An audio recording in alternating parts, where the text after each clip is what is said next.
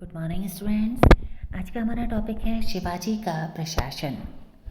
शिवाजी की प्रशासनिक व्यवस्था अधिकांशतः दक्षिणी राज्यों और मुगलों की प्रशासनिक व्यवस्था से प्रभावित थी।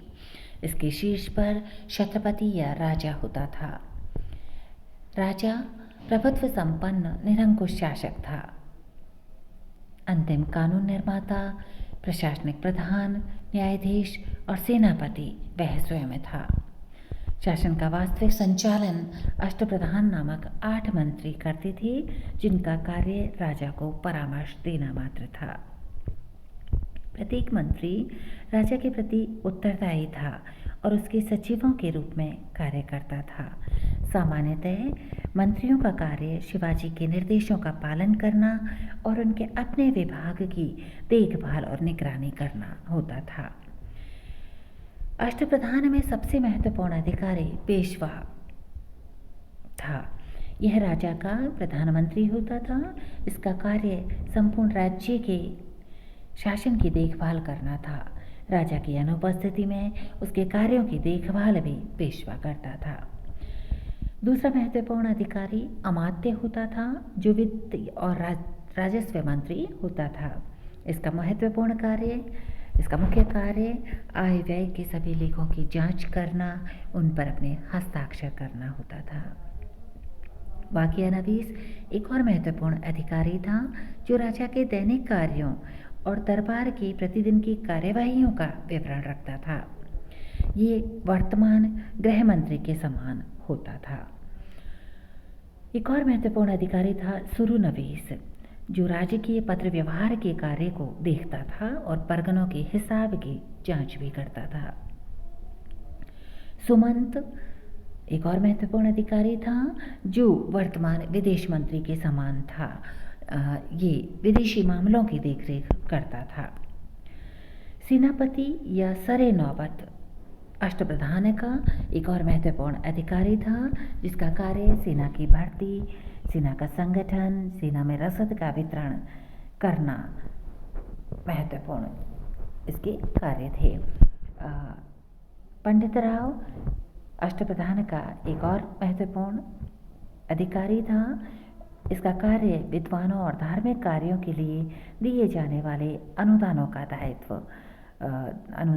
के दायित्व का निर्वहन करना था। अष्टप्रधान का एक और महत्वपूर्ण अधिकारी था न्यायाधीश।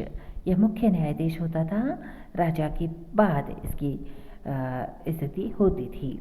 यह राजा के बाद ये महत्वपूर्ण न्यायाधीश था। इसके अधिकार क्षेत्र में राज्य के समस्त दीवानी और फौजदारी मामले आते थे। अष्टप्रधान में पंडित राव और न्यायाधीश के अलावा सभी मंत्रियों को आवश्यकता होने पर अपने असैनिक कर्तव्यों के अलावा सैनिक कमान भी संभालनी पड़ती थी। चिटनिस और मुंशी भी महत्वपूर्ण अधिकारी थे, जो एक प्रकार से सचिव का कार्य करते थे। शिवाजी ने अपने राज्य को 4 प्रांतों में विभक्त किया था और प्रत्येक प्रांत राजप्रतिनिधि के अधीन था, जो राजा की इच्छा पर बना रहता था।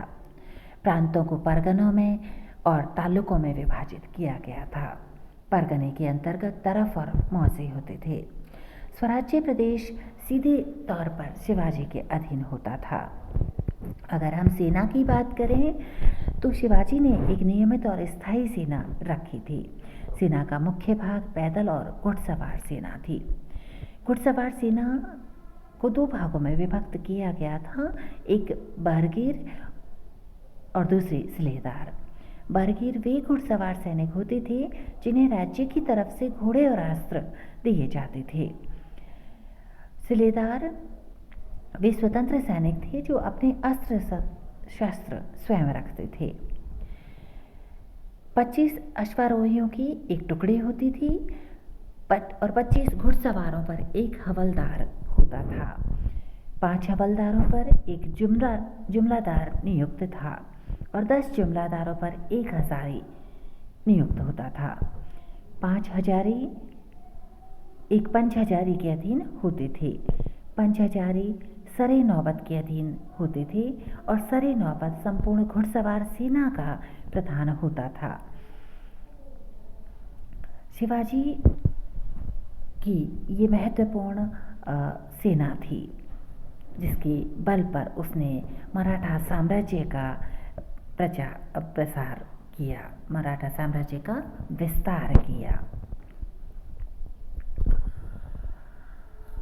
शिवाजी के अगर हम राजस्व प्रशासन की बात करें तो शिवाजी की राजस्व व्यवस्था अहमदनगर राज्य में मलिक अंबर द्वारा अपनाई गई रैयतवाड़ी प्रथा पर आधारित रही।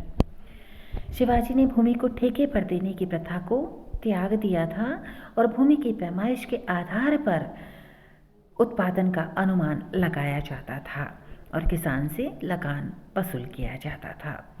केंद्रीय अधिकारी राजस्व एकत्र करते थे। आरंभ में शिवाजी ने पैदावार का 33% लगान वसूल किया, परंतु बाद में स्थानीय करों और तंगियों को माफ करने के बाद इसे बढ़ाकर 40% कर दिया गया।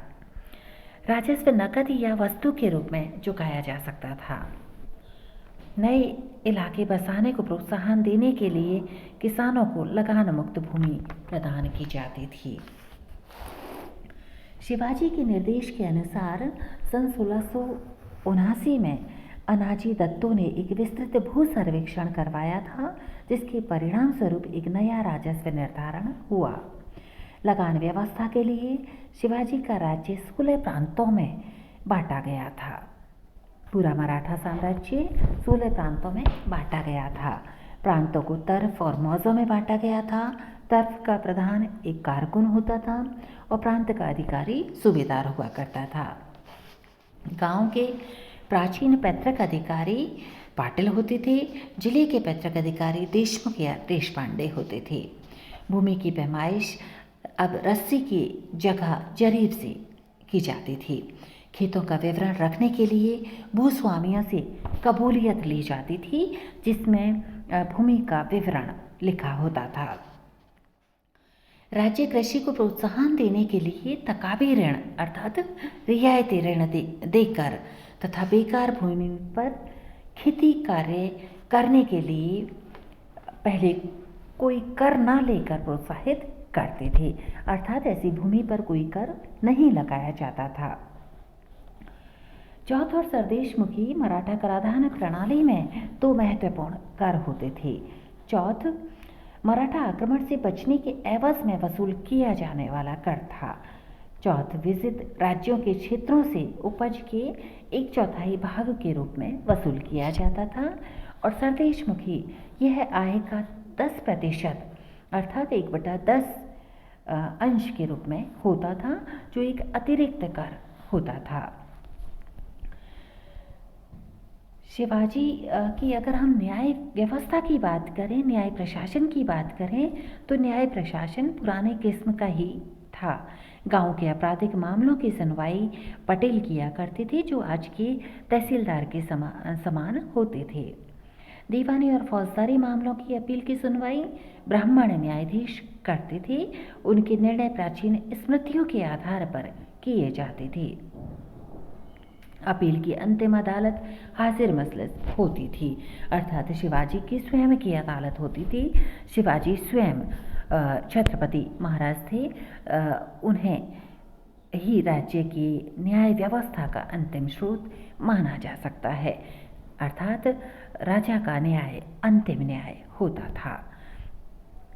तो ये है शिवाजी की शासन व्यवस्था, शिवाजी की प्रशासनिक व्यवस्था। तो आज के इस वीडियो में इतना ही। अगले वीडियो में फिर मिलेंगे। धन्यवाद।